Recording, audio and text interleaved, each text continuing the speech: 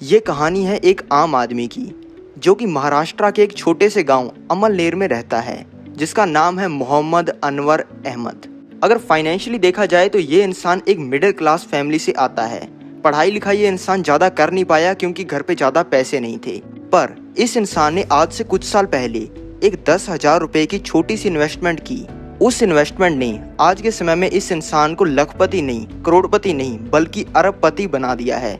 और आज इस इंसान के पास में 1,000 करोड़ से भी ज़्यादा पैसे हैं। तो इस इंसान ने 10,000 रुपये को 1,000 करोड़ से भी ज़्यादा रुपए के अंदर कैसे कन्वर्ट कर दिया, इसका स्टेप बाय स्टेप प्रोसेस मैं आपको इस वीडियो के अंदर सिखाने वाला हूँ। अब मैं आपको ये तो नहीं कहूँगा कि इस वीडियो को देखने के बाद आप 1,000 करोड़ रुपए कमा लोगे, लेकिन अगर आप इस वीडियो में सिखाई गई बातों को अच्छे तरीके से सीख लेते हो और इन बातों को अपनी ज़िंदगी के अंदर अप्लाई कर लेते हो तो आपको 5-7 करोड़ रुपए कमाने से तो किसी का बाप नहीं रोक सकता।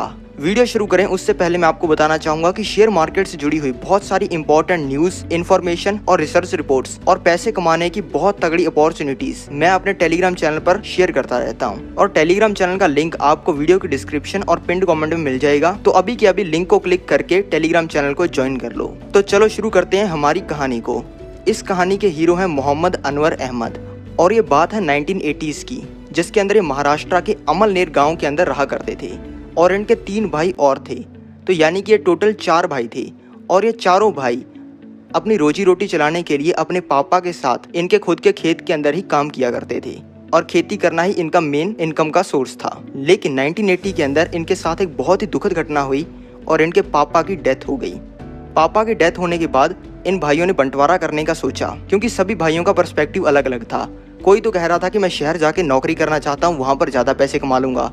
कोई कह रहा था कि मेरे से नौकरी वोकरी तो नहीं होगी, इसलिए मैं खेत में ही काम करना चाहता हूँ। और कोई भाई कह रहा था कि इस खेत को हम बेच देते हैं और इससे जो पैसा आएगा उसको अपने बांट लेंगे। इस चीज़ को देखते हुए एक पंचायत बिठाई गई और उस पंचायत के अंदर इन चारों भाइयों ने डिसाइड किया कि ये जो खेत है इसको ये चारों भाई बेच देंगे और उससे जो पैसा आएगा उसको ये चारों भाइयों के अंदर बांट लिया जाएगा। हर भाई को 25-25% पैसा मिल जाएगा। और 2-3 महीने की मेहनत के बाद इन्होंने ये जमीन को बेच दिया, जिससे इनको मिले 80,000 रुपये और बंटवारे के हिसाब से हर भाई को 20-20 हजार रुपये मिल गए, यानी कि मोहम्मद अनवर को भी 20,000 रुपये मिल गए। उस समय के अंदर इनकी एज थी 27 साल की और इनके 2 बच्चे थे। फिर पैसा मिलने के कुछ दिन बाद ये अपने गांव की चाय की टपरी पर चाय पी रहे थे, जहां पर इन्हें एक सतीश शाह नाम का ब्रोकर मिला। ये ब्रोकर काम कर रहा था विप्रो कंपनी के लिए और ये ब्रोकर गांव वालों से विप्रो कंपनी के शेयर्स वापस खरीद रहा था। अब आप सोच रहे होंगे कि यार गांव वालों के पास में विप्रो कंपनी के शेयर्स कहां से आए। अजीम प्रेमजी, जो कि इंडिया के 18वें सबसे अमीर इंसान है, जिनकी नेटवर्थ है 9.3 बिलियन डॉलर की, इनके पापा ने 1947 के अंदर अमलनेर गांव में, जहां पर मोहम्मद अनवर रह रहे थे, वहां पर एक वेजिटेबल ऑयल मैन्युफैक्चरिंग का प्लांट लगाया था और ज्यादातर अमलनेर गांव के लोग ही इस प्लांट के अंदर काम कर रहे थे। उस समय में विप्रो कंपनी अपनी कंपनी के अंदर काम करने वाले लोगों को सैलरी के साथ में बहुत सारे शेयर्स भी दिया करती थी।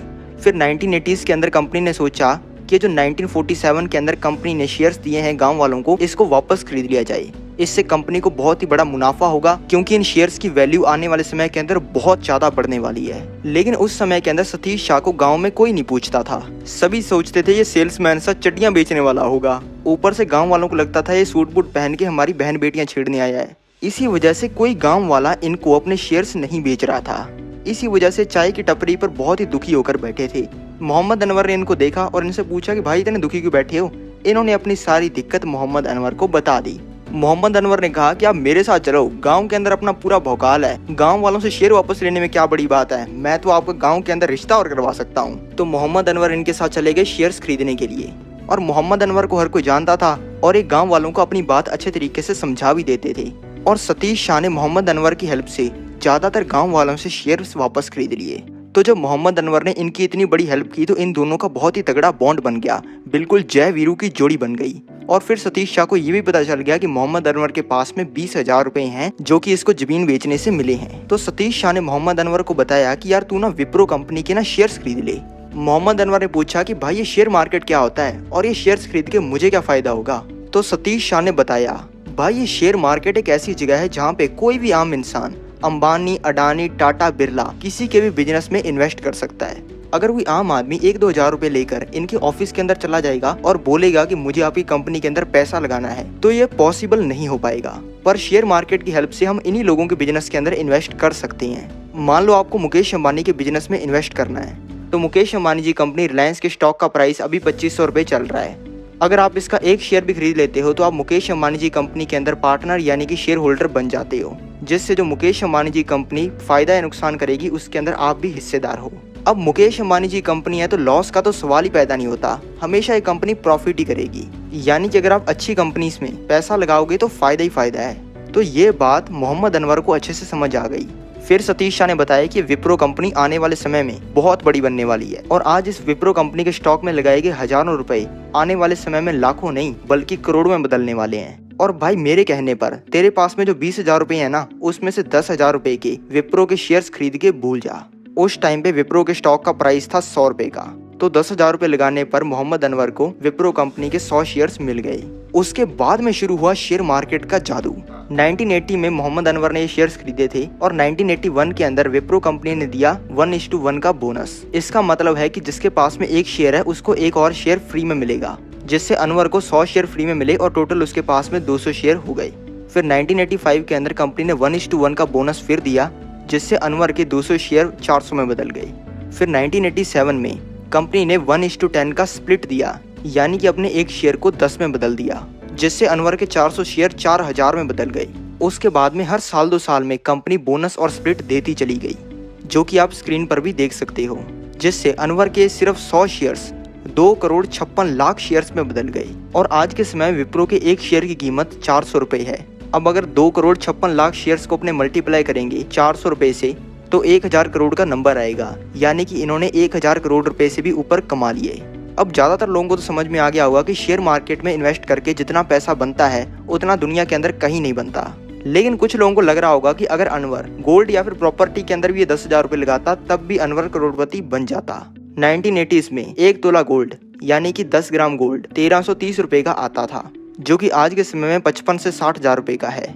यानी कि गोल्ड का प्राइस इन सालों के अंदर 45 गुना हो गया। यानी कि अगर अनवर ने उस समय में 10,000 रुपए का गोल्ड खरीदा होता तो आज के समय में उस गोल्ड की कीमत 4,50,000 रुपए होती। अब बात कर लेते हैं प्रॉपर्टी की। प्रॉपर्टी हर साल ऑन एन एवरेज 8% से लेकर 10% बढ़ती है।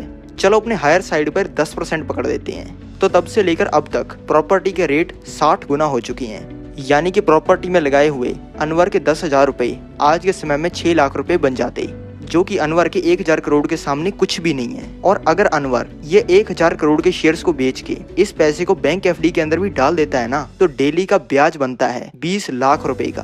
तो यानी कि गोल्ड और प्रॉपर्टी के 43 साल के रिटर्न से भी ज्यादा तो अनवर के 1,000 करोड़ रुपए का ब्याज बनेगा।